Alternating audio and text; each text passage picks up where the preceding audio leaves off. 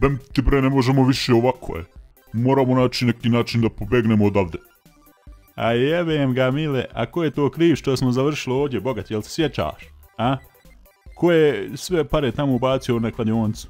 Ko je prijetio Ronaldu? Ko je pokušao namjestiti utakmice na prvenstvu?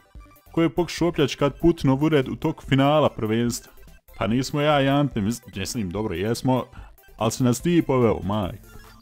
Pa dobro, mislim, možda sam napravio par malih grešaka u realizaciji određenih planova, ali ozbiljno moramo bre skontamo plan da se izvučemo odavde što pre. A nemoj bogat više tvojih planova. Evo, od kak smo ovdje, šta je sve bilo? Imali smo onu normalnu ćeliju, imali smo bar đeleć, imali smo i 2 jela dnevno, a vidi ja sam nas sad prebacili. 1 jelo dnevno, sedmica gras, sedmica riža. Znači, jednu sedmicu prdim, drugu seriju. Nemoj, Mile, više tvojih planova, bogat. A daj šemso bre, nemamo tako, Pazi, znaš ko je Ivan Kruti? Onaj što je stajao iza Ante pod tušem, kad je Ante ispao sapun. Taj.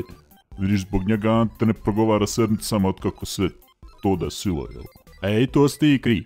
A dobro bre, ali slušaj me. Ivan Kruti ima ovdje jaku ekipu, razumeš? A i sviđa mu se Ante na određeni način. I tako smo pre par dana ušli u neku spiku i sad imam određeni, znači imam genijalan plan za beg. Pa će li biti onda kad smo trebali podmiti čuvare pa su nas dočekali s kerovima tamo kod kapije? Ma ne.